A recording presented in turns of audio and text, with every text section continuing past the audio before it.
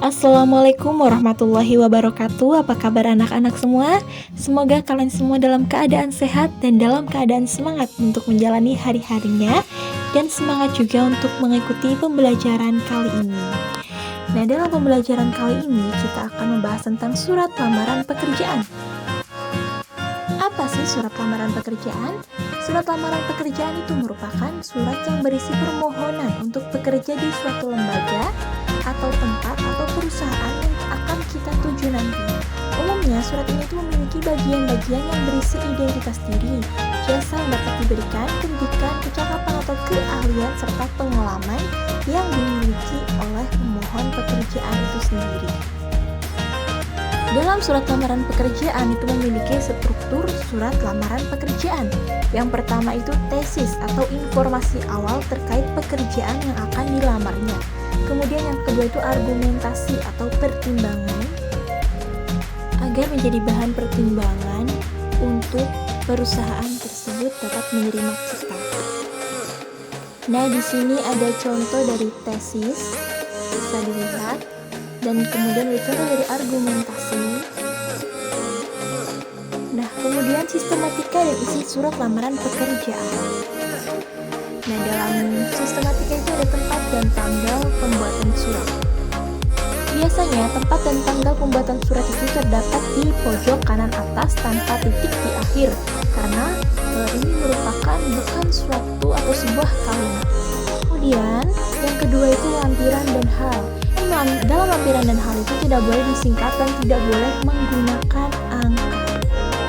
Kemudian alamat surat. Dalam alamat surat itu tidak boleh menggunakan kata kepada. Kemudian tidak disarankan untuk lebih dari 3 baris. Jabatan tidak boleh menggunakan jenis kelamin seperti bapak atau ibu. Kemudian tulisan jalan pada alamat tidak boleh disingkat dan tidak boleh menggunakan titik di akhir kalimat. Kemudian ini contohnya, contoh dari alamatnya. Dan salam pembuka biasanya itu menggunakan dengan hormat. Nah, di sini ada paragraf pembuka. Paragraf pembuka sebaiknya menggunakan bahasa yang baik dan sopan agar pihak instansi yang membacanya tidak tersinggung.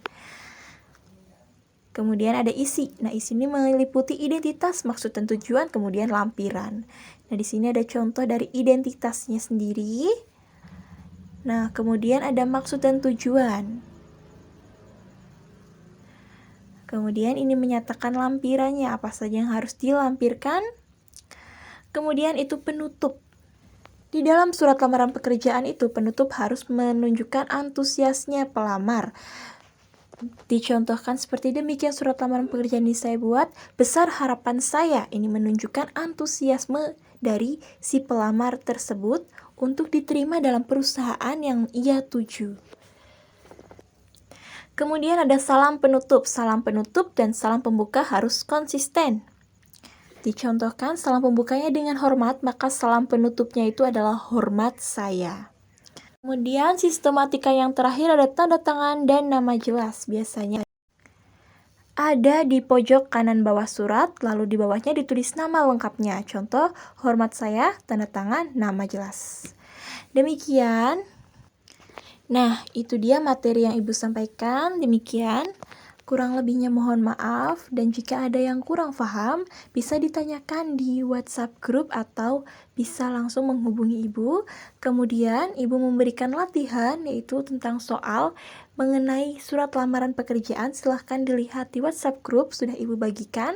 Selamat mengerjakan dan tetap semangat, dan juga jaga kesehatan anak-anak semuanya ya. Terima kasih. Wassalamualaikum warahmatullahi wabarakatuh.